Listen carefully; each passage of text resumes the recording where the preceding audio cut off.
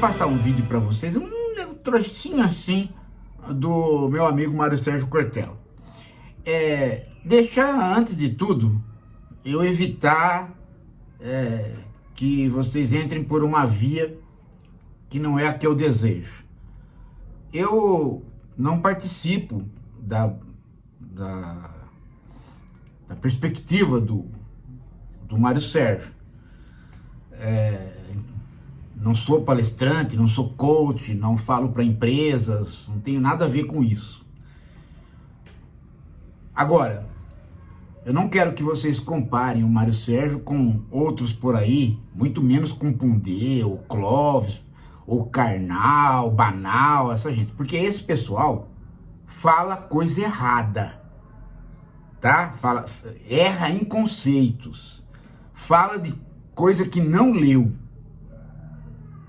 E então é isso que é uma grande diferença, porque uma coisa é você ser um motivador, um palestrante motivador, outra coisa é você ser um picareta, que quando vai falar de um livro não leu, quando vai falar de um conceito não sabe, e quando quer se comportar como um reacionário por aí, do tipo do Pondé. Então eu não tô aqui, pelo amor de Deus, querendo comparar. Aliás, né, eu vou citar o Mário Sérgio exatamente para que a gente tenha uma noção do que é a reflexão, do que é a crítica e do que é a motivação, o coach. Isso é importante no momento que nós estamos vivendo. Porque a proliferação de gente na internet falando pode dar a impressão para alguns desavisados que é tudo igual. De repente você pega aí um cara, né, um babaca falando no Pânico sobre economia e vai achar que ele está falando sobre economia do mesmo jeito que o professor Ladislau Dalbor fala de economia. Então, vamos fazer as diferenças. E eu peguei o exemplo de um coach, de um motivador, de um palestrante de motivação,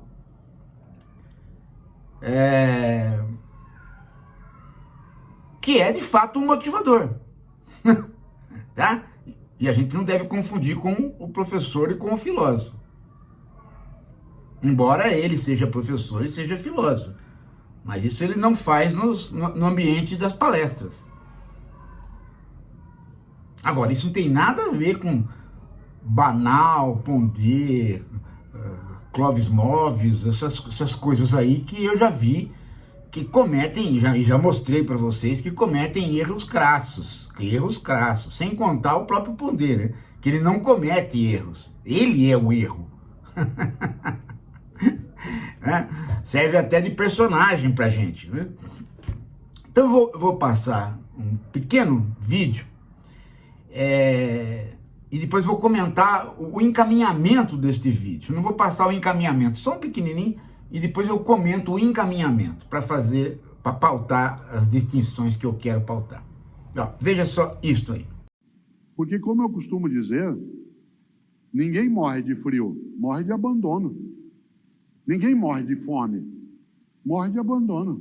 Se tiver outro ser humano que tem comida, não tem como eu morrer de fome. Viram?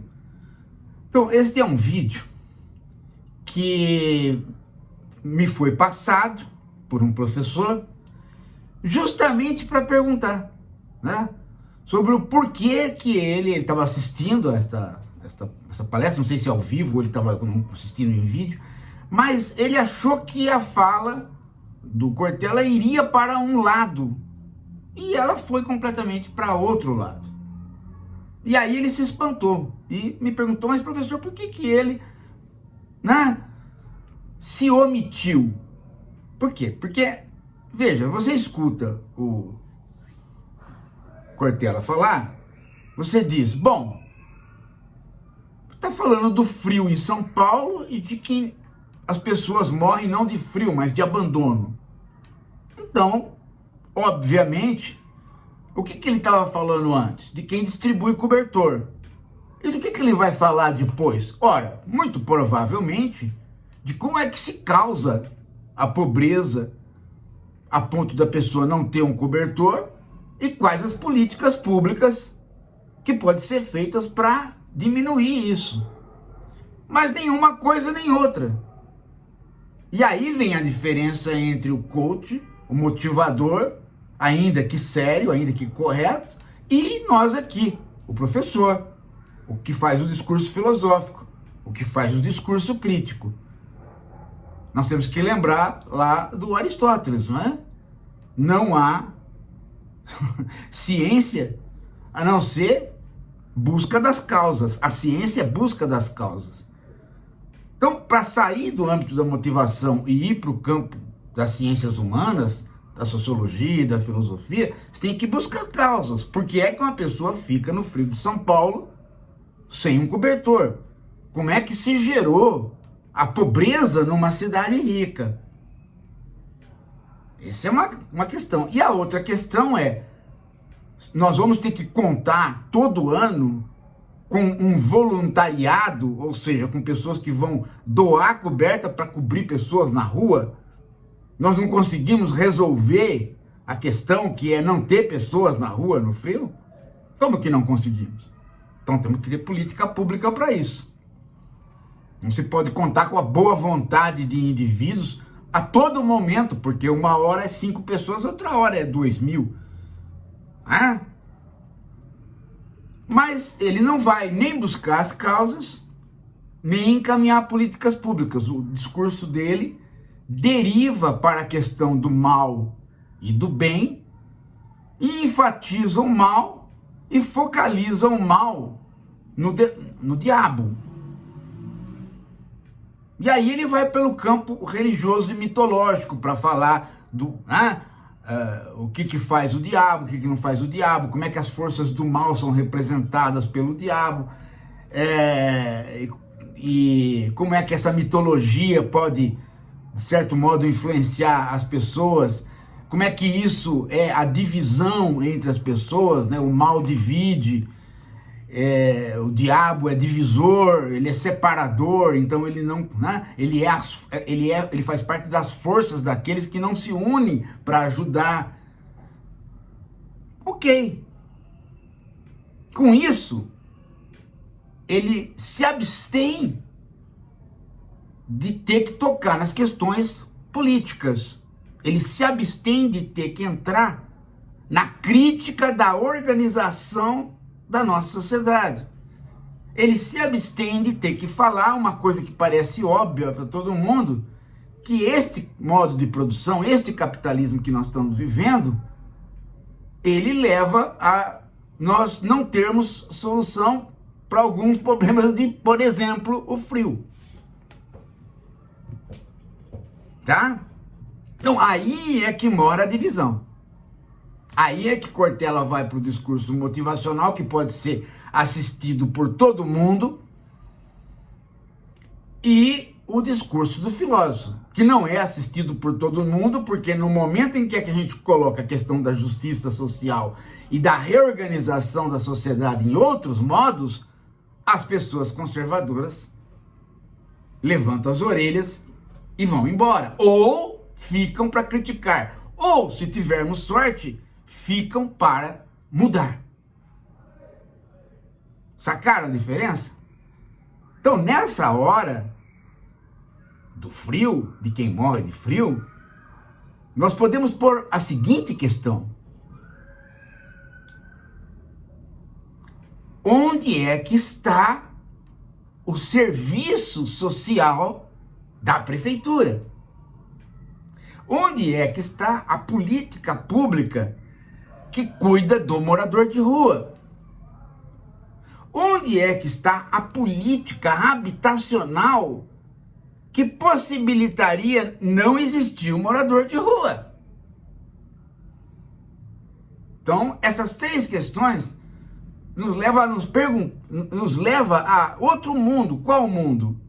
O mundo de nós temos que analisar que tipo de capitalismo nós estamos vivendo.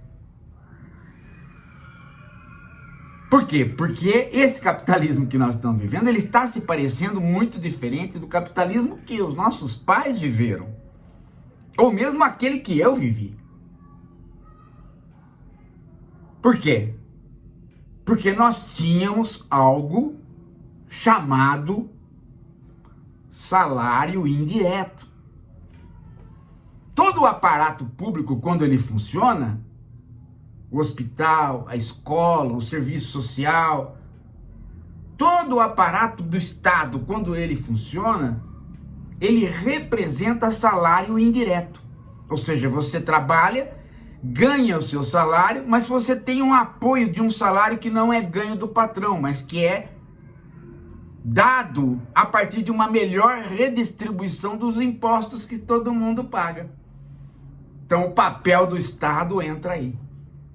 Quando você entra para o campo do capitalismo atual, onde o mundo financeiro tem uma lógica que se sobrepõe ao mundo produtivo, o mundo financeiro vai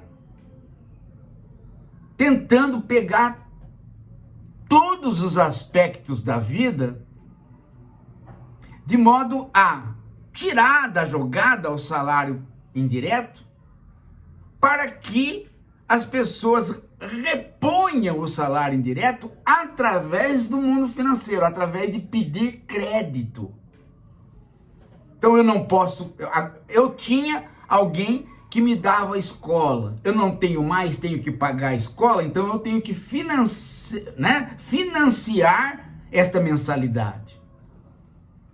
Eu tinha o serviço público que dava o cobertor para a pessoa, eu não tenho mais, então eu tenho que financiar, ou através do meu bairro, ou através da minha igreja, ou eu próprio, ou o próprio Estado, financiar esse serviço. E sempre quando se fala em financiar, se fala no quê? Se fala na ida aos agentes financiadores. Aqueles que vão te emprestar dinheiro, mas vão cobrar uns juros que não é regulado mais pela Constituição, mas que é regulado pelo mercado. Portanto, você nunca sabe quanto você vai pagar. Você só sabe que você vai pagar 3 vezes o valor daquilo que você comprou. É assim para o cobertor, é assim para o serviço social privatizado, ou o hospital privatizado, é assim para o eletrodoméstico. Cresce o quê? Crescem as finanças. Aquilo que era meio para produzir alguma coisa, ele vira fim nele mesmo. De modo que hoje os ricos não têm nada a não ser papéis. E se você pensa que estas empresas que estão aí, elas são as que comandam, você está esquecendo daquelas que não estão aí, daquelas que não aparecem, daquelas que financiam até mesmo estas empresas que por elas próprias já são financiadoras. Porque muitas empresas não vivem mais do produto que vendem, mas do modo de financiar o produto que vendem. E este modo de financiar o produto que vendem não vem do aporte financeiro de quem compra, mas vem de outros empréstimos de grupos financeiros que não possuem nada, que só lidam com o dinheiro. Então, por exemplo, a BlackRock. A BlackRock é uma grande financiadora internacional. Na mão dela está o Google, o Facebook. Sério? Sério, quem acha que o GAFAM, os 4 grandes são grandes, se esqueceu de que você tem algumas financiadoras tipo BlackRock que comandam conglomerados inteiros de empresas que por elas próprias já são financiadoras. Então a financeirização gera alguma coisa que é um novo capitalismo. E que produz o quê? Produz dinheiro sem ampliar os serviços. Ou quando amplia para uma camada só. Porque está privatizado. Resultado, não se morre de frio, se morre de abandono, mas se morre muito mais do que se poderia morrer. Simplesmente